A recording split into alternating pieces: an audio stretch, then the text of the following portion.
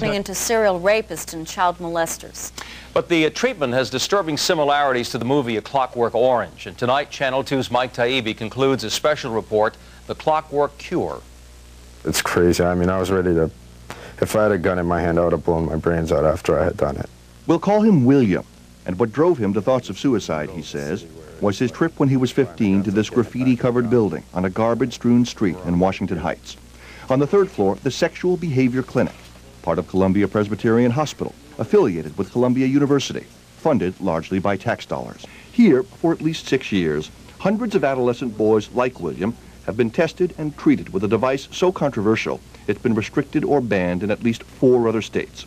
It's called the penile plethysmograph, and while it looks complicated, its intended function is pretty simple: to identify deviant sexual impulses by measuring the subject's erection when exposed to graphic videos, slides, and audio tapes. Sort of a lie detector test for sexual deviance, as some supporters call it. We have seen when we've evaluated with them with the plethysmograph that they show arousal to a specific category.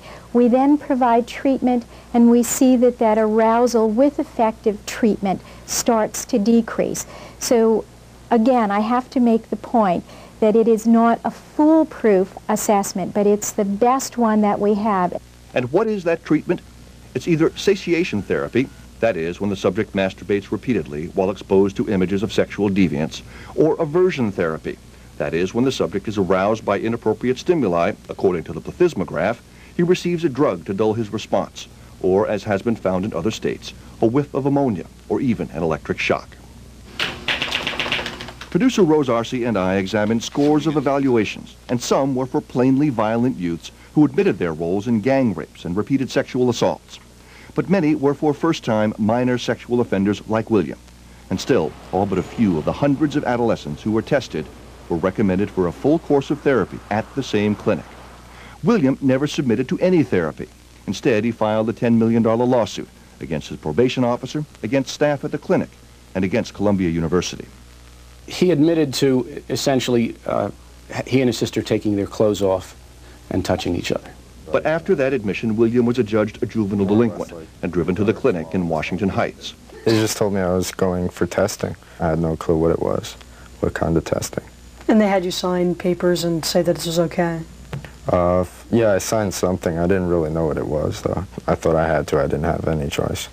So he submitted to the plethysmograph, as have nearly 400 other boys as young as 12. He told me to sit down in the chair, take off my pants, put the ring around my penis, and to put on the earphones. And that's what I did. And then he shut the door behind me. For an hour and a half, William sat in the reclining chair and watched slides or listened to audio tapes like this one. You ask your sister or niece to touch it, and she does. You see her legs. You really like them. You pull up her skirt and you start to touch her. Triple X rating stuff. I was just terrified. I was shaking really bad. William says he was told to masturbate and that he tried several times to stop the test. He got really pissed off. And he was just like, well, sit down and listen to the next one, and he turned the tape on. When it was finally over, William was shown the alleged results, that he was aroused by images of 9 to 12-year-old females. He was confused and shaken. I was like, oh, well, this shows that I'm a pervert. I was like, I should be locked up. But in the hours and days that followed, his shame and confusion turned to anger. It was just like you were an animal. You didn't have any rights.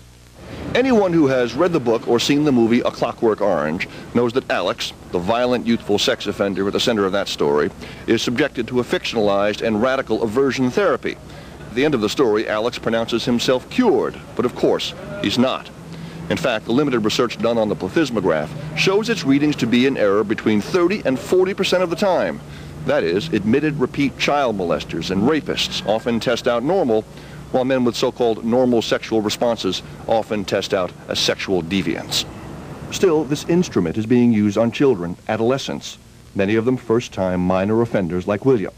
Adolescents, most from the lower end of the socioeconomic scale, who are exposed to graphic tapes and slides of brutality and perversion while wearing a crude device whose accuracy and usefulness have not been proven.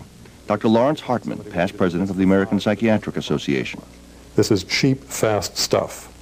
This is not dealing with a human being, this is dealing with gadgetry. New York City has an absolute obligation to develop some alternative ways of working with people so that it not be dependent on an experimental game as if it were a treatment game.